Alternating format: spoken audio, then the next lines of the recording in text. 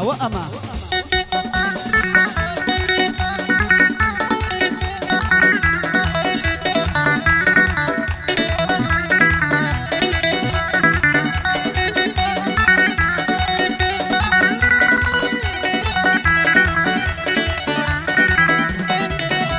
هەی خۆت دەزانی بەبێتۆن دڵشان سەختە زامەکەی چۆن دڵت دێ بەم جۆرە جێم دێڵی تەنیا مەکەی دڵ بێتۆ تۆ نەیلەما مێژدەیما ئیلهامەکەی گوڵی ژیە نەموەری ڕۆی بۆن و بەرامەکەی شیرینی لەم تاڵیە وا گۆڕاوە تامەکەی تۆش گەڵتە بەگریان و ئەم حاڵەی ئەزدامەکەی تۆ بێوەفا و بێژینی بریان بەردە وامەکەی نەیەیتەوە من دەبرم زۆر ڕوونات چامەکەی سڵاو لە شێغاری بێ ئەوە هەتمە گەعلی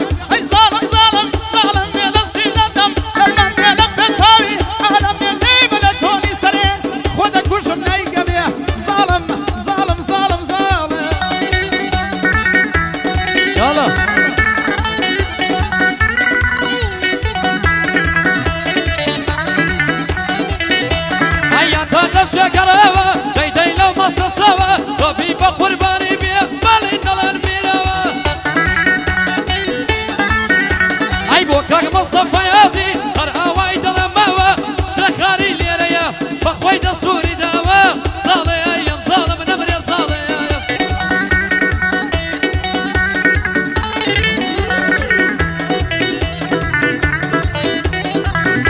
هاي تناريا لولا يدور مليرة وصداوي بين الاخوة شفدا بين قادلني بخاوي بين الاخوة شفدا هنقودني بخاوي شون قاعدة شغارية الهفية كم جابي لقل شغا واريا ما تشكى مردو تشاوي اوش ما بالديارة مكفيلين بجيماوي هاي دار بيكا كار مازجك مردو هاي ظالم ظالم ظالم بيدستي ددم لما بيلف تشاوي عالم يلي بلتوني سريع خودك كوشن نايقمية ظالم ظالم ظالم ظالم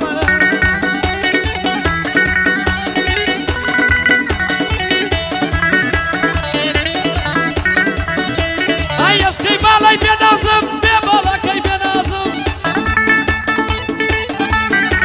هيدا العاصلكة مراسم الادواي بالا بنازم كوستي ساوي بروازم ليدا خالة ديارجن قريب واري تنازم ظالي ايام ظالم نمري ظالي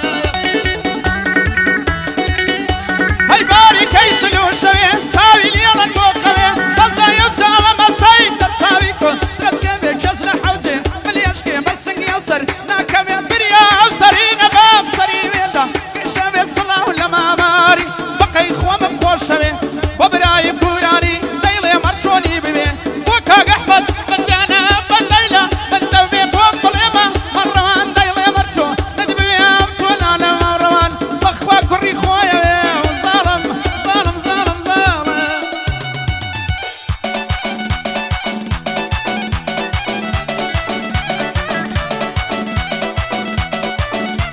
ايا سنيد على كاندي ارض يا ماندي كان وي بقربامي برد سي وسكاندي وكاك مصطفى عازي هواي دم دوباندي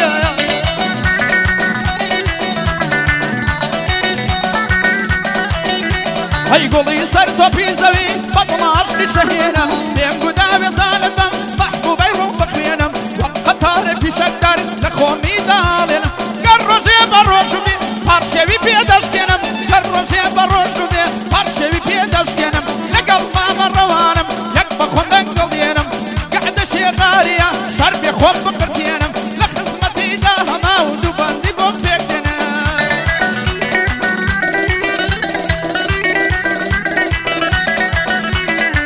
رسكاي طلايا رايجنا رابعايا رسكاي طلايا رايجنا رابعايا دايب الوبن وبنوا والبلم قوينايا والبلم قوينايا